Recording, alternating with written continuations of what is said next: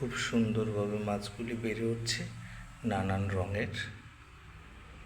আসলে প্রকৃতি এত সুন্দর, যেখানেই যাক না কেন যত্ন করলে সুন্দর লাগে। এই যে একটা লাল রঙের মাছ, এখানে সবুজ কালারের দুটো মাছ, অসাধারণ দৃশ্য।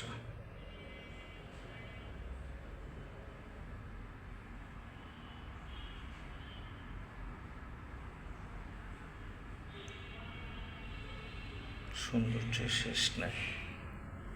ওপর থেকে ভিউটা দেখলে এরকম লাগছে।